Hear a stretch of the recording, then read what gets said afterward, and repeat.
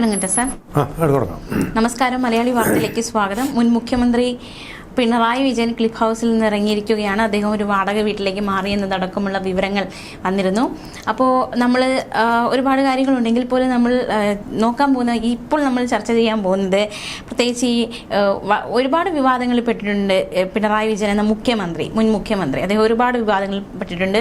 അതിൽ ഏറ്റവും വിവാദമായ ഒരു തട്ടകമാണ് ക്ലിഫ് ഹൗസിൽ നടത്തിയ ചില പരിഷ്കാരങ്ങളൊക്കെ വലിയ വിവാദം, പ്രത്യേകിച്ച് തൊഴുത്ത് നിർമ്മിക്കലൊക്കെ വലിയ വിവാദമായതാണ്. ഇപ്പോൾ അവിടുത്തെ 7 പശുക്കളുണ്ടായിരുന്നു. ആ പശുക്കളെ വാങ്ങിയതും ഒരു ഘട്ടത്തിൽ വളരെ വിവാദമായതാണ്. ആ പശുക്കളെ അദ്ദേഹം തിരിച്ചു കൊടുത്തിരിക്കുകയാണ്. എവിടെ നിന്ന് വാങ്ങിയോ അങ്ങോട്ട് തന്നെ തിരിച്ചു കൊടുത്തിരിക്കുകയാണ്. അപ്പോൾ ഈ ധൂർത്തനായ ഒരു മുഖ്യമന്ത്രിയായിരുന്നു പിണറായി എന്നൊരു വിശേഷണം അത് ഭരിക്കുന്ന സമയത്തെ ഉണ്ടായിരുന്നു. അപ്പോൾ ഈ ധൂർത്തും ഒരു കാരണമായോ? ധൂർത്ത് ഉണ്ടായിരുന്നോ? എന്താണ് അങ്ങയുടെ ഒരു അഭിപ്രായം? അല്ല, പല കാര്യങ്ങളും എൻ്റെ മനസ്സിലേക്ക് വരികയാണ്. പിണറായിയുടെ ഈ സ്ഥാനത്യാഗത്തിനെ തുടർന്നുണ്ടാവുന്ന ഇത്തരം കാര്യങ്ങളെക്കുറിച്ച് ചിന്തിക്കുമ്പോൾ, അതായത് പണ്ടൊരിക്കൽ മാസത്തിലൊരിക്കൽ ഗുരുവായൂർ പോയി തൊഴുതു വരുന്ന കെ കരുണാകരൻ ഒരിക്കൽ അദ്ദേഹം പോയിട്ട് മടങ്ങുമ്പോൾ രാത്രിയായി. അദ്ദേഹത്തിൻ്റെ കാർ അതിവേഗ കാറാണല്ലോ. അമേരിക്കൻ പ്രസിഡന്റ് ഡൊണാൾഡ് ട്രംപിൻ്റെ കാർ, ലിമോസിൻ കാർ പോലും ഇത്രയും വേഗത്തിലോടത്തില്ല. അതേ വേഗത്തിലാണ് ഓടിച്ചു വരുന്നത്. അദ്ദേഹത്തിന് ഈ വേഗം അദ്ദേഹത്തിന് ഒരു ലഹരിയായിരുന്നു. വേറെ ലഹരിയൊന്നുമില്ലാത്ത ആളുകൾ, ബീഡി പോലും വലിക്കാത്ത ആളാണ്.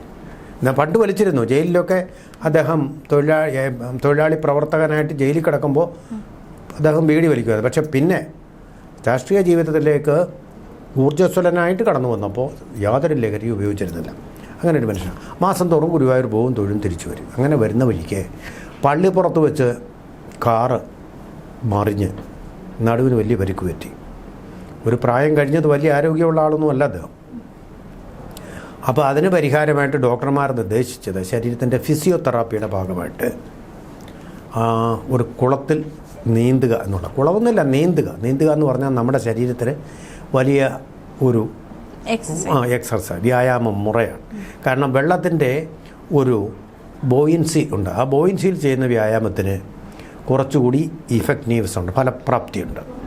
അങ്ങനെ വ്യായാമം ചെയ്യാൻ ഒരു കുളം നിർമ്മിച്ചപ്പോൾ ആ കുളത്തിനെ കുളമാക്കിയ ആൾക്കാരാണ് CPM-കാർ. പിണറായി വിജയൻ ഉൾപ്പെടെ സകലമാന പേരും അദ്ദേഹം കുളം എന്ന് പറയുന്ന ആഡംബരം നിർമ്മിച്ചത്.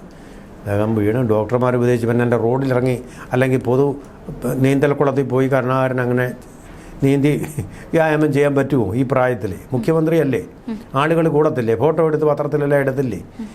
നമ്മളും കൂടെ നാണം കെട്ടു പോകത്തില്ലേ? അതുകൊണ്ട് അദ്ദേഹം സ്വകാര്യമായിട്ടൊരു കുളം നിർമ്മിച്ചു. അതിന് ലക്ഷങ്ങൾ ചിലവായിട്ടുണ്ട് എന്നും പറഞ്ഞ് വലിയ ബഹളം, ആഡംബര കുളം നിർമ്മിക്കുന്നു, മുഖ്യമന്ത്രിയുടെ ചിലവിൽ പൊതു ഫണ്ടല്ലേ, പൊതു ഖജനാവിൽ നിന്ന് ധൂർത്തടിക്കുന്നു എന്നൊക്കെ പറഞ്ഞ് വലിയ കോലാഹലം ഉണ്ടായി. ഈ മുഖ്യമന്ത്രിക്കും ഇവിടെ നമ്മൾ കാണുന്നത് അല്ല, വേറെ കാലത്തിൻ്റെ ഒരു കാവ്യനീതിയും കൂടെ ഉണ്ട് അതിൽ. അപ്പോൾ പശു ഗോമാതാവാണ് എന്ന് പറഞ്ഞപ്പോൾ, അപ്പോൾ കാളയാണോ അച്ഛനെന്ന് ചോദിച്ച പാരമ്പര്യമുള്ളവരാണ് CPM-കാർ. ഈ പശുവിനെ തന്നെ സ്വന്തം തൊഴുത്തിൽ കൊണ്ടുവന്ന് കെട്ടേണ്ടി വന്നു ക്ലിഫ് ഹൗസിൽ താമസിക്കുമ്പോൾ. അത് ഞാൻ മനസ്സിലാക്കുന്നത്, വെച്ചൂർ പശുക്കളുണ്ട്, അതിൽ ജേഴ്സി പശുക്കളുണ്ട്, ഹോൾസ്റ്റീൻ ഇനത്തിൽപ്പെട്ട പശുക്കളുണ്ട്. ഈ മുഖ്യമന്ത്രിക്കും കുടുംബത്തിനും ഈ വരുന്നവർക്കും ചായ എടുത്ത് കൊടുക്കാനാണെങ്കിലും പാല് കുടിക്കാനാണെങ്കിലും തൈരാണെങ്കിലും മോരാണെങ്കിലും ഒക്കെ ഉണ്ടായി ഇതിലൊരു ഒറ്റ എണ്ണം മതി. വെച്ചൂർ പശുവിനെ അങ്ങ് മാറ്റി നിർത്താം. വെച്ചൂർ പശു എന്ന് പറയുന്നത് വലിയ ഉൽപ്പാദനക്ഷമതയുള്ള പശു, പാല് കൂടുതലായിട്ട് ചുരത്തുന്ന ഒരു പശുവൊന്നുമല്ല. മറ്റേതെല്ലാം വലിയ ക്ഷീര ലഭ്യതയുള്ള പശുക്കളാണ്. ഹോൾസ്റ്റീൻ എന്നൊക്കെ പറഞ്ഞാൽ ഒരെണ്ണം ഉണ്ടെങ്കിൽ 10 കുടുംബങ്ങൾക്കുള്ള ആവശ്യത്തിനുള്ള പാലത് തരും. വിദേശ ഇനങ്ങളാണ്. വെച്ചൂർ പശു എന്ന് പറയുന്നത് അതിൻ്റെ രോഗങ്ങളൊന്നും വരത്തില്ല. അതാ കേരളീയമായിട്ടുള്ള എത്നിക് ജനുസിൽപ്പെട്ട പശുവാണ്, അത് എത്നിക്കാണ്. അപ്പോൾ ഇവിടെ എത്നിക് സ്പീഷീസാണത് പശുവിലെ. അപ്പോൾ ഇവിടെ ഈ ഒരു പശു വേണ്ടിടത്ത് 7 പശുക്കളെ വാങ്ങിച്ച് ധാരാളിത്തം കാണിക്കേണ്ട കാര്യം എന്താ? അതിന് 7 എണ്ണത്തിന് വെച്ച് എനിക്കതല്ല രസം തോന്നുന്നത്. ഈ സംഘികളെ, സംഘപരിവാറിൻ്റെ, RSSൻ്റെയും BJP-യുടെയും ആൾക്കാരെ ചാണകങ്ങളെന്ന് വിളിച്ച ആ മുഖ്യമന്ത്രിയുടെ തൊഴുത്തിൽ 7 പശുക്കളുടെ ചാണകം ഉണ്ടായില്ലേ? ആ ചാണകം അദ്ദേഹത്തിന് സഹിക്കേണ്ടി വന്നില്ല. ചാണകത്തിനെ സഹിക്കുകയില്ല എന്ന് പറയുന്ന CPM-കാർക്കുള്ള കാലത്തിൻ്റെ കാവ്യനീതിയുണ്ട് അതിൽ. ആ ചാണകം സഹിച്ചുകൊണ്ട് ആ പശുക്കളെ വളർത്തേണ്ടി വന്നില്ലേ അദ്ദേഹത്തിന്? ഗോമാതാവിനെ നിന്ദിക്കുന്ന പശുക്കളുടെ വില അദ്ദേഹം അറിഞ്ഞല്ലോ. അപ്പോൾ ഇന്ത്യയുടെ സാമ്പത്തിക സുസ്ഥിരതയുടെ ഒരു കാലത്തെ നട്ടല്ലായിരുന്നു ഈ പശുക്കൾ. അതുകൊണ്ടാണ് പശുക്കളെ ആരാധിച്ചിരുന്നത്. ചരിത്രപരമായ ഒരു ആരാധനയാണ്. അതിനോടിപ്പോൾ ഒരു തിരസ്കാരം കാണിക്കേണ്ട, കൃതജ്ഞത കാണിക്കേണ്ട യാതൊരു ആവശ്യമില്ല. ഒരു കാലത്ത് ഇന്ത്യ ആക്കി നിലനിർത്തിയ, അല്ലെങ്കിൽ പിന്നെ നമ്മളൊന്നും ഉണ്ടാവില്ല. ഇന്ത്യയുടെ സാമ്പത്തിക സ്ഥിതി അന്നേ തകർന്നു പോയ ഒന്നായിരുന്നുവെങ്കിൽ തലമുറകൾ മണ്ണടിഞ്ഞ് തീർന്നേനെ, തലമുറകളുടെ പരമ്പര അവസാനിച്ചു പോയേനെ. സമ്പത്ത് വേണം. ആ സമ്പത്തിൻ്റെ സ്രോതസ്സാണ് ഈ പശുക്കൾ. നമ്മൾ നന്ദിപൂർവ്വം ഓർക്കേണ്ട സമ്പത്തിൻ്റെ ഒരു പ്രധാന ഘടകം ഒരു കാലഘട്ടത്തിൻ്റെ. മറ്റുള്ള രാജ്യങ്ങൾ കുതിരപ്പുറത്ത് സവാരി നടത്തുകയും യുദ്ധം ചെയ്യുകയും ചെയ്തപ്പോൾ സമാധാനത്തിൻ്റെ പാതയിലൂടെ ഈ മിണ്ടാപ്രാണികളെ സംരക്ഷിച്ചു വളർത്തി അതിൻ്റെ പാല് കൊണ്ടും നമ്മൾ കുടിച്ചു, അതിൻ്റെ ചാണകം കൊണ്ടും നമ്മൾ കൃഷി സമ്പന്നമാക്കി, ഉൽപ്പാദനക്ഷമത വർദ്ധിച്ചു. ഇത് കമ്മ്യൂണിസ്റ്റുകാർ മനസ്സിലാക്കണം. അതുകൊണ്ട് ചാണകമെന്ന് വിളിക്കുമ്പോൾ നിങ്ങൾ പൂജിക്കുകയാണ് RSSകാരെയും സംഘപരിവാരക്കാരെയും. അപ്പോൾ ആ ചാണകത്തിൻ്റെ അനുഭവം തന്നെ മുഖ്യമന്ത്രി, നാസ്തികനായ മുഖ്യമന്ത്രിക്ക്, സംഘപരിവാർ വിരുദ്ധനായ മുഖ്യമന്ത്രിക്ക് അനുഭവിക്കേണ്ടത് വന്നത് കാലത്തിൻ്റെ ഒരു കാവ്യനീതി. ഒന്നത്.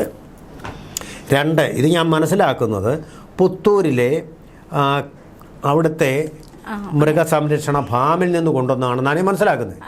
ഇത്രയും ദൂരെ നീ മിണ്ടാപ്രാണികളെ ലോറിയിൽ ചുമന്ന് ഇവിടെ കൊണ്ടുവരേണ്ട കാര്യം എന്തെന്ന്? ഇവിടെ നല്ല കുടപ്പനക്കൊന്ന് ഫാമിൽ തന്നെ ഉള്ള നല്ല ഒന്നാം തരം പശുക്കളെന്നേ. രാജാവിൻ്റെ കാലത്തുണ്ടാക്കിയിരുന്ന തൊഴുത്താണ്. ഏറ്റവും ഞങ്ങൾ അവിടെ നിന്ന് പാല് വാങ്ങിച്ചിട്ടുണ്ട്. ആ അനുഭവത്തിൽ നിന്ന് നല്ല ശുദ്ധമായ പാല് കിട്ടുന്ന സ്ഥലവുമാണ്. അവിടെ നിന്ന് എന്നോ രണ്ടോ പശുക്കളെ വാങ്ങിച്ച് ഇവിടെ വളർത്തിയാൽ പോരായിരുന്നു. കുടപ്പനക്കുന്ന് നിന്ന് എത്ര ദൂരം വരും? ക്ലിഫ് ഹൗസ് എന്ന് പറയുന്നത് അധികം ദൂരമില്ല. അപ്പോൾ ഇതിലൊക്കെ കെടുകാര്യസ്ഥത, അതുപോലെ ഒന്നുകിൽ കെടുകാര്യസ്ഥത അല്ലെങ്കിൽ അഴിമതി നടന്നിട്ടുണ്ട്. ഒന്ന്, ആ പശുക്കളെ ഇപ്പോൾ ഫാമിലേക്ക് കൊണ്ടുപോയി എത്ര ദുരിതമാണ് ആ പശുക്കൾ ഈ വെയിലത്ത് വെള്ളം കുടിക്കാതെ ഈ ലോറി കയറി പോകുമ്പോൾ ഉണ്ടാക്കുന്നത്. മൃഗങ്ങളോടൊരു സ്നേഹമുണ്ട്, അതിൻ്റെ പാല് വാങ്ങിച്ചാൽ കുടിച്ചാൽ മതിയോ? ഒന്നത്. അതായത് പുത്തൂർ മൃഗസംരക്ഷണ ഫാം എന്നാണ് എൻ്റെ പേര്. ഇവിടെ മൃഗസംരക്ഷണ ഫാം തൊട്ടടുത്തുള്ളടത്തൊന്നും അല്ലേ വാങ്ങിക്കേണ്ടത്. ഒന്നത്. പിന്നെ വേറൊരു കാര്യമുള്ളത്, ഈ പശുക്കളെ അവിടെ കൊണ്ടുപോയി കെട്ടേണ്ട കാര്യമില്ല. അല്ലാതെ തന്നെ ഈ ഫാമിൽ നിന്ന്, അത് ഗവൺമെൻറ്റിൻ്റെയാണ്, മൃഗസംരക്ഷണ വകുപ്പിൻ്റെയാണ്. കൃഷിമന്ത്രിയുടെ പാടുന്ന എനിക്ക് ഇത്രയും പാല് കൊണ്ടുവരാൻ അറേഞ്ച് ചെയ്യുക. കറന്ന പാട് അവരത് എടുത്തു കൊണ്ടുപോയി കൊടുത്തേനെ. നാട്ടുകാർക്ക് മുഴുവൻ അവിടെ നിന്ന് വിതരണം ചെയ്യുന്നുണ്ട് പാല്. കാർഡ് സിസ്റ്റം വെച്ചിട്ടാണ്. അവിടെ എന്തായാലും തടസ്സം? പാല് കിട്ടിയാൽ പോരെ. പശുവിനെ വളർത്തണമെന്നല്ലല്ലോ പാല് കുടിക്കാൻ എന്നൊരു ചൊല്ലി തന്നെയുണ്ട് മലയാളത്തിൽ. അപ്പോൾ അങ്ങനെ ഒരുപാട് കാര്യങ്ങൾ. പശുക്കളെ തന്നെ കൊണ്ട് നിർത്തിയത് എന്തോ അദ്ദേഹത്തിന് പശുക്കളോടൊരു ആരാധന തോന്നിയത് കൊണ്ടാണെന്നാണ് എനിക്ക് തോന്നുന്നത്. ഒരു ഗോമാതാ പൂജ നടത്തിയതാണെന്നാണ് എനിക്ക് തോന്നുന്നത്. അത് പക്ഷേ എൻ്റെ ഒരു സംശയം മാത്രമാണ്, അതിനപ്പുറം ഒന്നുമില്ല. ഈ ഒരൊറ്റ പശു കൊണ്ട് പാലിൻ്റെ ഒരു പാലാഴി അവിടെ ഒഴുക്കാൻ പറ്റുന്നിടത്ത് 7 പശുക്കളെന്തിനാ? അല്ല, സകലമാന മന്ത്രിമാർക്കും MLA മാർക്കും ഉള്ള പാൽ അവിടെ നിന്നായിരുന്നെങ്കിൽ ഓക്കെ. MLA ഹോസ്റ്റലിലേക്ക് കൊടുക്കാറുള്ള പാലും കൂടെ അവിടെ നിന്ന് കിട്ടും. എനിക്ക് മനസ്സ് ദുരൂഹതയുണ്ട് എനിക്കതിൽ. പിന്നെ ഈ ഇങ്ങനെയൊക്കെ ഇരിക്കുമ്പോൾ ഇത് മാത്രമല്ല, പശുക്കളെ തിരിച്ചു കൊടുത്തു ഓക്കെ. പക്ഷേ ഇദ്ദേഹത്തിന് ഇതെന്തായാലും അത് പിണറായിയിലോട്ട് കൊണ്ടുപോയി നന്നായി. പശുക്കൾ അത്രയും അനുഭവിക്കേണ്ടി വന്നതിന് അല്ലേ? അദ്ദേഹം അതുപോലെ തന്നെ ഇപ്പോൾ ബേക്കറി ജംഗ്ഷനിലാണ് വീട്, അങ്ങോട്ട് മാറ്റാഞ്ഞത് നന്നായി. കാരണം എന്താണെന്നറിയാമോ? ഇത്രയും പശുക്കളെ നോക്കാൻ സർക്കാർ ചിലവിൽ തന്നെ ജീവനക്കാരെ കിട്ടും. ക്ലിഫ് ഹൗസിലാകുമ്പോൾ ബേക്കേഴ്സ് ഹൗസിലേ കുറച്ച് പൈസ കൊടുക്കണ്ടേ. ഒന്നാമതിപ്പോൾ ബംഗാളികളെല്ലാം പോവുകയാണ്, ബംഗാളിലേക്ക് തിരിച്ചു പോവുക. സുവേന്ദു അധികാരി വന്നതുകൊണ്ട്. തൃണമൂലിൻ്റെ ബംഗാളല്ല, ഇനിയും ബംഗാൾ തിളങ്ങാൻ പോവുക. ഇനി നമ്മളിനിയും ബംഗാളിലോട്ട് തൊഴിൽ അന്വേഷിച്ച് പോകേണ്ടി വരും, ആ അവസ്ഥയാണ്. അപ്പോൾ അതുകൊണ്ട് ബംഗാളികളെയൊന്നും കിട്ടത്തില്ല, നല്ല പൈസ കയ്യിൽ നിന്ന് എടുത്ത് കൊടുക്കേണ്ടി വരും. പക്ഷേ ഇദ്ദേഹം കാണിച്ച മറ്റൊരു പ്രവൃത്തിയുടെ അർത്ഥവും എനിക്കിപ്പോൾ മുഖ്യമന്ത്രി പദം ഒഴിഞ്ഞ ശേഷം ദുരൂഹമായിട്ട് തോന്നുന്നുണ്ട്. അതായത് അദ്ദേഹത്തിന് ഇതുവരെ കിട്ടിയ 10 വർഷം കിട്ടിയ സമ്മാനങ്ങൾ മുഴുവൻ അദ്ദേഹം പാർട്ടി ഓഫീസിലേക്ക് കൊടുത്തിരിക്കുന്നു. മോദി എവിടെയാണ് കൊടുത്തതെന്നറിയോ? നരേന്ദ്രമോദി. അദ്ദേഹം കസേര ഒഴിഞ്ഞില്ല, അതിനു മുമ്പ് തന്നെ കിട്ടിയ സമ്മാനങ്ങൾ മുഴുവൻ ഒരു മ്യൂസിയമാക്കി ഡൽഹിയിൽ വെച്ചിരിക്കുക. പബ്ലിക് പ്രോപ്പർട്ടിയാണ്, ഗവൺമെൻറ്റിൻ്റെ പ്രോപ്പർട്ടിയാണത്. വീട്ടിലേക്ക് കൊണ്ടുപോകാൻ അദ്ദേഹത്തിന് ഇതുപോലെ ഭാര്യയും കുഞ്ഞുകുട്ടി പരാധീനങ്ങളൊന്നുമില്ല. മനസ്സിലായില്ലേ? പാർട്ടിക്ക് കൊടുക്കേണ്ട കാര്യം എന്താണ്? ഇത് ചീഫ് മിനിസ്റ്റർ നിലയിൽ കിട്ടിയ സമ്മാനമല്ലേ? അല്ല പോളിറ്റ് ബ്യൂറോ മെമ്പർ എന്നുള്ള കിട്ടിയ സമ്മാനമല്ലല്ലോ. ആണോ? സംശയമില്ലല്ലോ. പിന്നെ എന്തിനാ പാർട്ടിക്ക് കൊടുക്കുന്നതിന്? പാർട്ടിയെ സമ്പന്നമാക്കാൻ വേണ്ടി. ഇവിടെ നമ്മളൊരു കാര്യം ഓർക്കണം, എലംകുളത്ത് മനയ്ക്കൽ EMS നമ്പൂതിരിപ്പാട് അദ്ദേഹത്തിൻ്റെ എലംകുളം മന പാർട്ടിക്ക് വേണ്ടി കൊടുത്തു. എല്ലാവരും ഇപ്പോൾ പ്രശംസിച്ച് പറയുന്നുണ്ട്. നല്ല കാര്യം തന്നെ. അത് അദ്ദേഹത്തിൻ്റെ സ്വന്തമാണ്. അദ്ദേഹത്തിന് മുഖ്യമന്ത്രിയായിട്ടിരുന്നപ്പോൾ കിട്ടിയതല്ലത്. താവഴിയായിട്ട് ആരോ ഉണ്ടാക്കി വെച്ച കുടുംബം അദ്ദേഹം കിട്ടി. അദ്ദേഹം ഉണ്ടാക്കിയത് വല്ലത്. അദ്ദേഹത്തിൻ്റെ അച്ഛനപ്പൂപ്പന്മാരാരോ ഉണ്ടാക്കി വെച്ച മനയാണ്. അതാണല്ലോ മന എന്ന് പേര് വരുന്നത്. EMS ഒരിക്കലും ആ പേരിടില്ലല്ലോ. ആ മന അദ്ദേഹം പാർട്ടിക്ക് കൊടുത്തു. നല്ല കാര്യം, നല്ല കാര്യം. പക്ഷേ അദ്ദേഹത്തിൻ്റെ ഭാര്യയായിട്ടുള്ള ആര്യ അന്തർജനം കോട്ടയത്താണ് വീട്. അത് നമ്മുടെ അരുന്ധതി റോയ് അവരുടെ നോവലിൽ അതിനെപ്പറ്റി പരാമർശിക്കുന്നുമുണ്ട്. ഈ ആര്യാന്തർജനത്തിൻ്റെ ആ മനയെപ്പറ്റി. ആ മന ആർക്കും കൊടുത്തിട്ടില്ല. അത് അവർ സ്വന്തമായിട്ട് വെച്ചുകൊണ്ടിരിക്കുകയാണ്.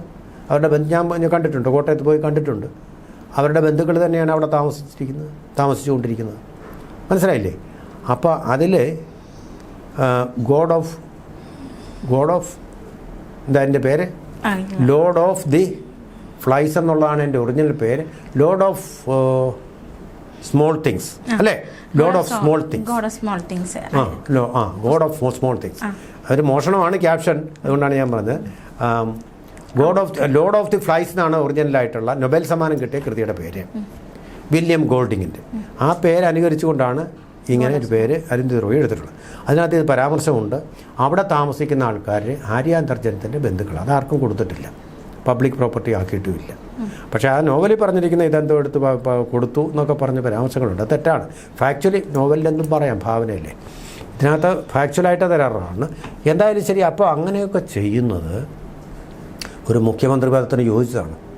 മുഖ്യമന്ത്രിയായിട്ടിരിക്കുമ്പോൾ ആ കിട്ടുന്ന സാധനങ്ങൾ ഗവൺമെൻറ്റിനെ ഏൽപ്പിച്ചിട്ടല്ലേ പോകുന്നത്. ഇതേ ഒരു കേസ് കാരണമാണ് അവിടെ ഇമ്രാൻഖാൻ പാകിസ്ഥാനിലെ ജയിലിൽ കിടക്കുന്നത്. അതറിയാം.